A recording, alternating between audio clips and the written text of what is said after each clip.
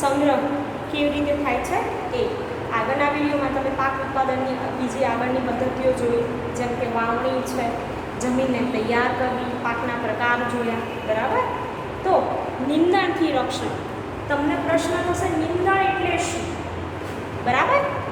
તો પાક તો ઉગે છે, પણ પાકની સાથે બિનજરૂરી છોડ ઉગી નીકળે છે, તેને નિંદણ કહેવાય છે. હવે પાકની સાથે નિંદણ ઉગે, જો એ નિંદણ દૂર કરવામાં ના આવે વિદ્યાર્થી મિત્રો, તો શું થાય? તો પાકને જે પૂરતા પ્રમાણમાં પોષક તત્વો મળી રહેવા જોઈએ એ પોષક તત્વો પાકને મળે નહીં, બરાબર.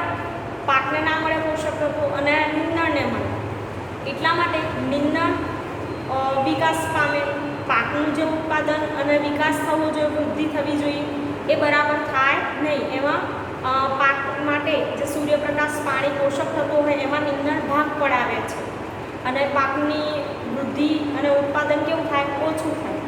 પણ હવે ખેડૂતો જાગૃત છે, એ શું કરે? નિંદણ દૂર કરી દે છે.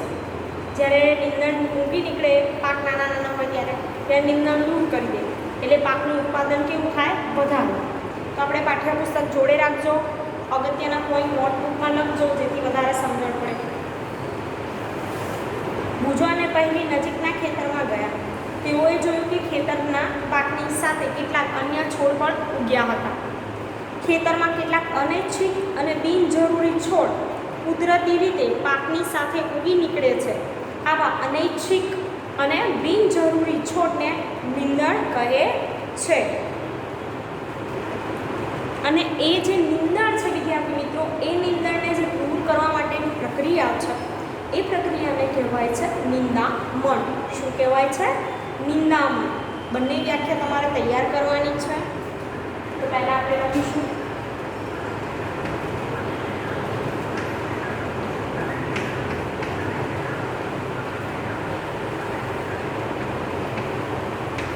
નિંદણ પાકની સાથે, બુકમાં આપેલી જ છે,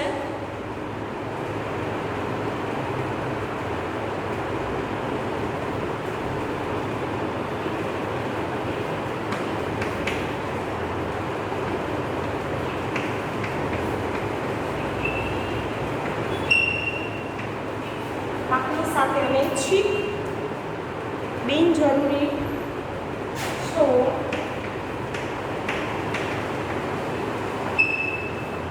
કુદરતી રીતે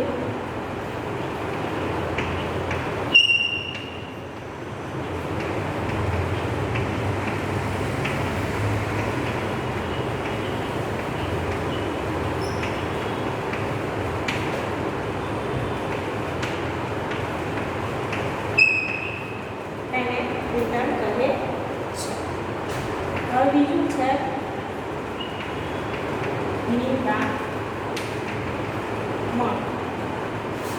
તો નિંદણને દૂર કરવાની ક્રિયાને નિંદામણ કહે છે.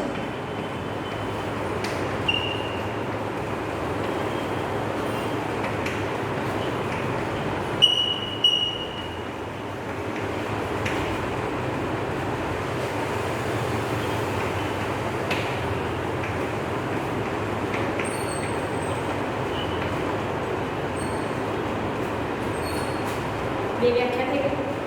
હવે આગળ વાત કરીએ કે નિંદામણ કેમ જરૂરી છે, આ નિંદણ કેમ દૂર કરવું જોઈએ. તો મેં તમને સમજાવી દઉં કે નિંદણ પાણી, પોષક તત્વો, જગ્યા તેમજ પ્રકાશ માટે મુખ્ય પાક સાથે સ્પર્ધા કરી તેની વૃદ્ધિ પર અસર કરે છે. કેટલાક નિંદણ લણણીમાં પણ વિક્ષેપ ઊભો કરે છે. લણણી એટલે છોડ ઉગી નીકળે એને કાપવાની પ્રક્રિયા, તથા મનુષ્ય અને પ્રાણીઓ માટે ઝેરી પણ હોઈ શકે છે. હવે નિંદણને દૂર કરવા તેમજ તેની વૃદ્ધિને નિયંત્રિત કરવા માટે ખેડૂતો અલગ અલગ પ્રકારની પદ્ધતિઓ અપનાવે છે. પાક ઉગાડતા પહેલાં ખેતરમાં ખેડ દ્વારા નિંદણ દૂર કરવામાં સહાયતા મળે છે.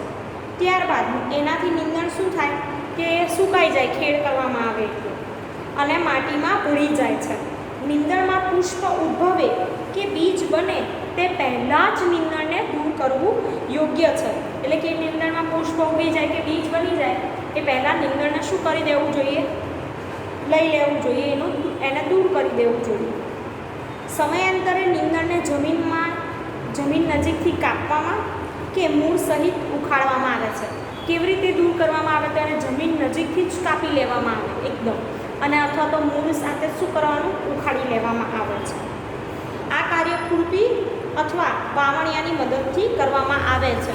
નીંદણ દૂર કરવા માટે કયા ઓજાર વપરાય તો ખુરપી અને વાવણીઓ તમે લખી શકો છો, યાદ રાખજો.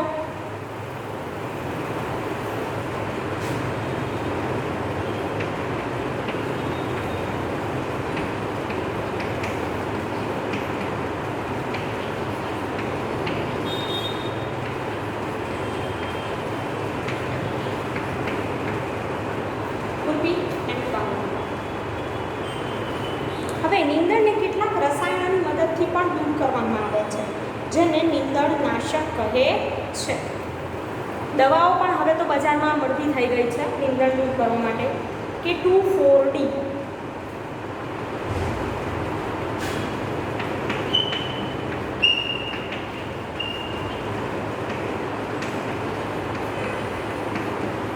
નીંદણનાશક રસાયણ છે 2,4-D, જેનાથી નીંદણ નાશ પામે છે, એનો છંટકાવ કરવામાં આવે, પરંતુ પાકને કોઈ નુકસાન થતું નથી.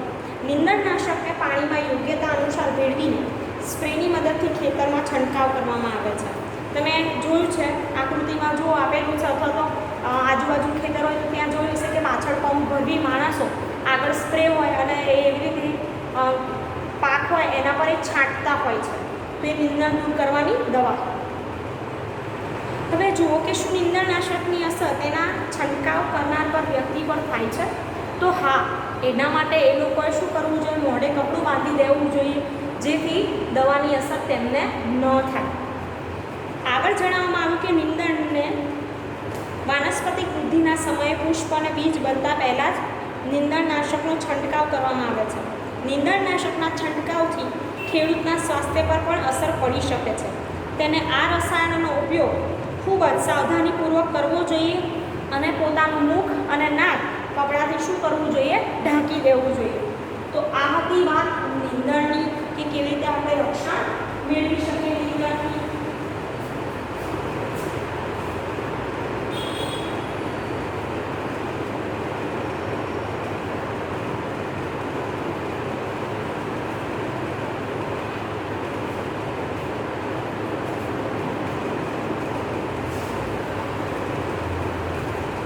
હવે આગળ જોઈએ લણણી.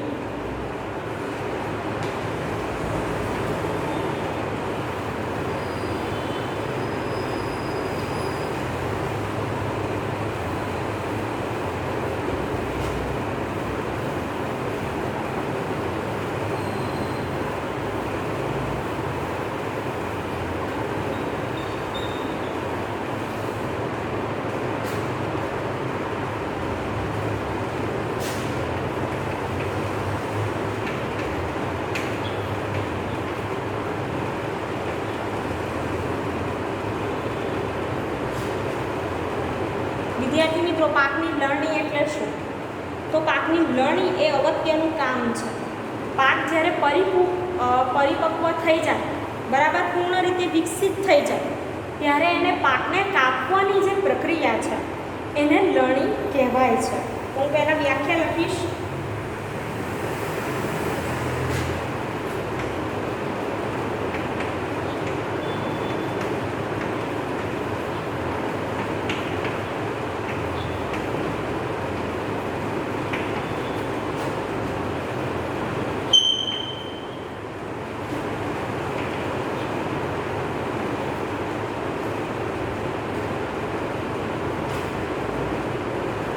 તેને કાપવાની ક્રિયાને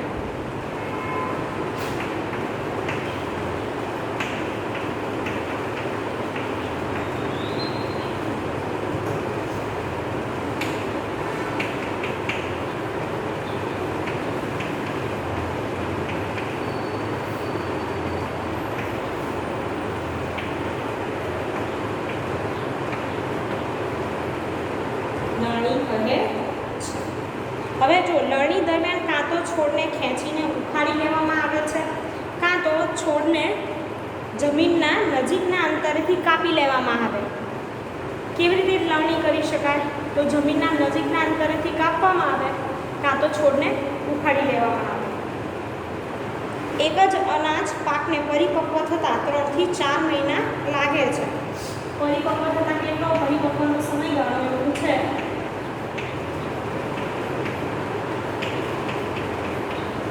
લાગતો સમય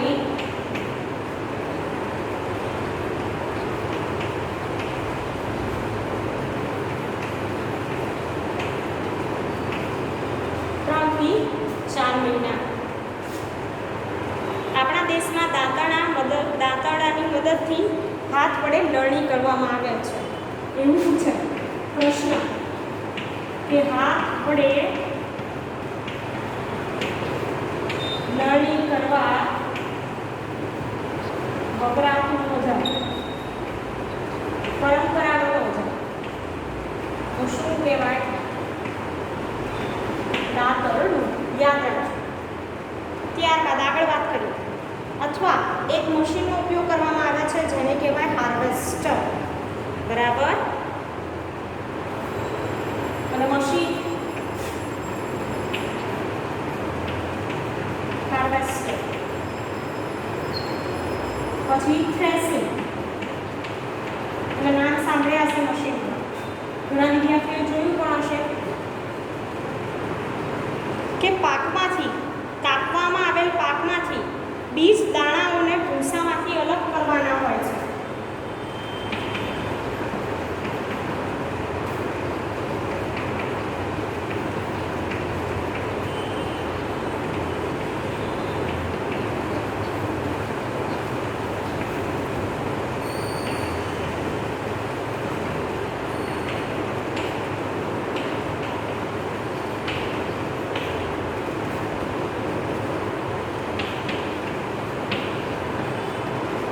હોય છે તેને બીજ દાણાઓને ભૂસામાંથી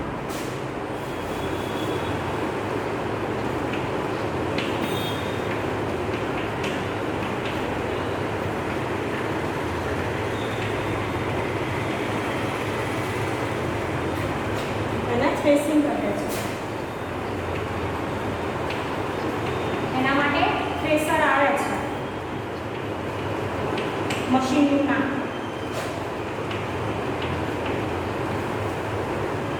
બરાબર વિદ્યાર્થી મિત્રો. હવે આગળ વાત કરીએ કે આ બંને કાર્ય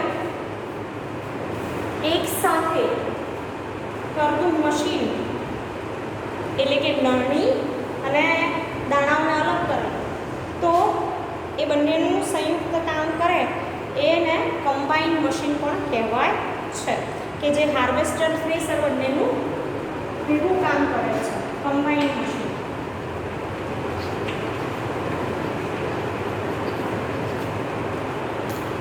બરાબર. હવે આગળ નાના ખેતરવાળા ખેડૂતો અનાજના દાણાઓને ઉપાડવા જેવી ક્રિયાઓ દ્વારા અલગ કરે છે. તમે આગળના ધોરણમાં કદાચ ભણી ગયા છો, 6ઠ્ઠા ધોરણમાં સાયન્સમાં વિવિધ પ્રક્રિયાઓ. એમાં ઉપાડવાની પ્રક્રિયા. તો ઉપાડવું એટલે કેવી રીતે? તો જે ખેડૂત હોય વિદ્યાર્થી મિત્રો એ કુદરતી જે પવન હોય એ પવનની મદદથી સુપડામાં અનાજને એવું ભરી અને પછી પવનની દિશામાં હલાવતો હોય સૂકવો. એનાથી શું થાય કે ફોતરા હોય એક તરફ પડે અને જે દાણા હોય એ અલગ થઈ જાય, છૂટા પડી જાય. અથવા તો પંખો, જે આપણો પંખો આવે છે ઇલેક્ટ્રિક, એ પંખાની મદદથી પણ આવી રીતે મોટા મોટા પંખાની મદદથી એ અનાજમાંથી ફોતરા અને બીજો કચરો દૂર કરતા હોય છે. એ છે ઉપાડવાની પ્રક્રિયા. પવનની ક્રિયા દ્વારા થાય છે. ઉપાડવાના યંત્રો પણ આવે છે હવે વાત કરીએ લણણીના ઉત્સવો.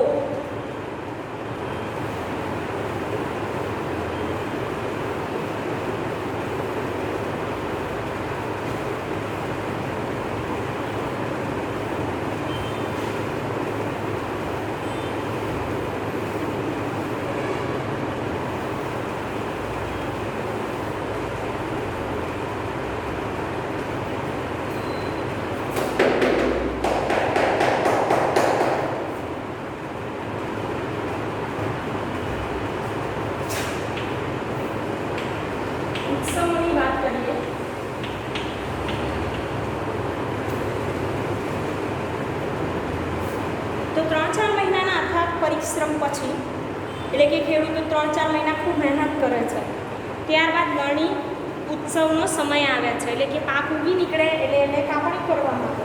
એ એમના માટે ખુશીની વાત હોય છે. બરાબર. આપણો ભારત દેશ કૃષિ પ્રધાન દેશ છે, એટલે કે ખેડૂતવાળો દેશ છે, ખેતરવાળો, ખેતી કામ કરતો. તો પાક ઉગે એ પાકથી એમના જીવનમાં ખુશી આવે છે, એમના આર્થિક રીતે પણ અને ખોરાકની રીતે પણ ખૂબ મદદ થાય છે. અને હા, જો ખેડૂત પાક જ ના ઉત્પાદન કરે તો આપણા ભારતમાં બધા જ લોકો શું થાય? ભૂખ્યા રહે. બરાબર. આપણે અનાજ ખાઈએ છીએ એ ખેડૂત જ પકવે છે. તો અહીંયા ઊભા પાકનું સુવર્ણ દ્રશ્ય ખેડૂતના હૃદયમાં ઉલ્લાસ તેમજ સારા સમયનો ભાવ સંચાર કરે છે. આ સમય થોડોક આરામ કરવાનો તથા ખુશી મનાવવાનો હોય છે, કારણ કે આગળની ઋતુના પ્રયત્નનું ફળ એમને પ્રાપ્ત થાય છે. એટલે એમણે જે અથાગ મહેનત કરી હોય એમનું ફળ એમને પ્રાપ્ત થાય જ્યારે એ જોવે કે ખેતરમાં પાક લહેરાય છે. એટલા જ માટે ભારતના બધા જ ભાગોમાં લણણીનો સમય હર્ષોલ્લાસ અને ખુશીનો હોય છે. પુરુષ તેમજ મહિલા બધા ભેગા મળી ઉત્સવ ઉજવે છે. અને લણણી ઋતુની સાથે કેટલાક વિશેષ ઉત્સવ જેમ કે પોંગલ, બૈસાખી,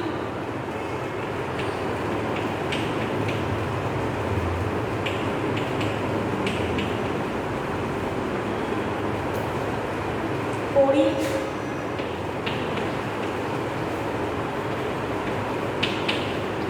દિવાળી, નાગન્ય અને બિહુ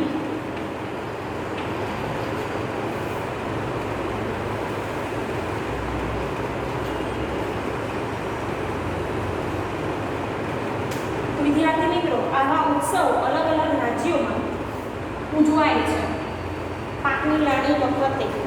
બરાબર. યાદ રાખજો, પ્રશ્ન પૂછાય તો આવડવો જોઈએ. હવે છેલ્લો પોઈન્ટ છે સંગ્રહ, કે આ પાક ઉત્પાદન તો થઈ ગયું પણ એનો સંગ્રહ કેવી રીતે થાય છે.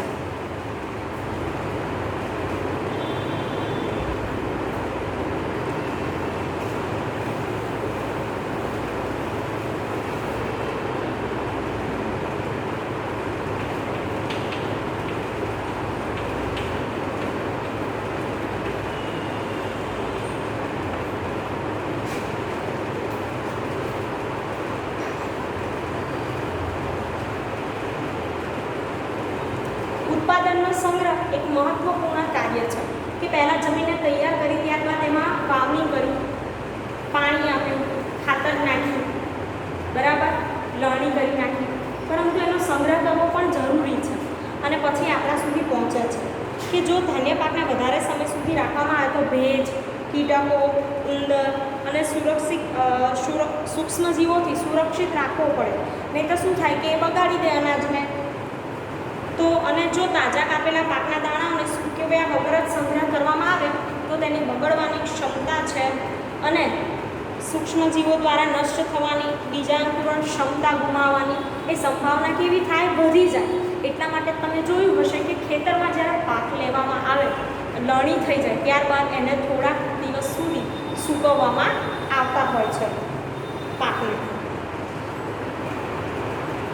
અર્થાત સંગ્રહ પહેલાં બીજને તાપમાં સૂકવવા આવશ્યક છે, જેથી કીટકો, ઉપદ્રવો, બેક્ટેરિયા અને ફૂગના રક્ષણ પ્રાપ્ત થાય. ખેડૂતો પોતાના પાકને ઉત્પાદનનો સંગ્રહ કોથળાઓ, ધાતુના પીપળાઓ અને મોટા પાયા પર અનાજનો સંગ્રહ કરવા સાઈલો, એટલે કે અનાજના સંગ્રહ માટેના ઊંચા મોટા સાઈલ આવેલા હોય છે, ભૂંગળાઓ. આપણે ઘરમાં પીપળા હોય, બરાબર ને, ગોળ, ચોરસ એવી રીતે, અથવા તો કોથળીઓમાં ભરીએ છીએ. હવે જો પાત્ર અથવા કોઠારમાં કરવામાં આવે છે, મોટા કોઠારો પણ આવતા પહેલાંના સમયમાં, અત્યારે પણ છે, જેથી તેનું ઉંદરો અને કીટકો જેવા જંતુઓથી રક્ષણ કરી શકાય. લીમડાના સૂકા પાનનો ઘરગથ્થુ અનાજમાં ઉપયોગ કરવામાં આવે છે. આપણે જાણીએ કે લીમડાના પાન નાખીએ જેથી અંદર જીવજંતુ કેવું ના થાય. મોટા સંગ્રહગૃહમાં અનાજને ઉપદ્રવો તેમજ સૂક્ષ્મજીવોથી સંરક્ષિત રાખવા રાસાયણિક ઉપચાર પણ કરવામાં આવે. એની પણ દવા આવતી હોય છે જે નાખવામાં આવે છે અનાજમાં. તો આવી રીતે એનો સંગ્રહ કરવામાં આવે અને ત્યારબાદ ગોડાઉનમાં જઈ ત્યાંથી અલગ નાની દુકાનો પરથી મિલોમાંથી દુકાનોવાળા આવી રીતે વેચે છે. હવે પ્રાણીઓ દ્વારા ખોરાક. વિદ્યાર્થી મિત્રો, પ્રાણીઓ દ્વારા ખોરાક આપણો છેલ્લો પોઈન્ટ છે.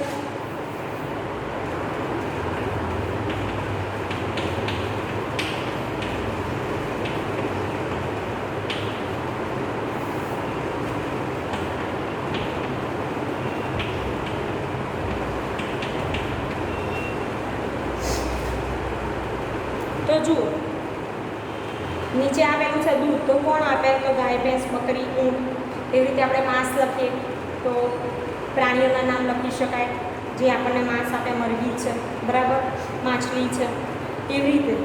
તો મેં અહીંયા તમે જુઓ કે વનસ્પતિઓની જેમ પ્રાણીઓ પણ આપણને વિવિધ પ્રકારના ખોરાક પદાર્થ કરે છે.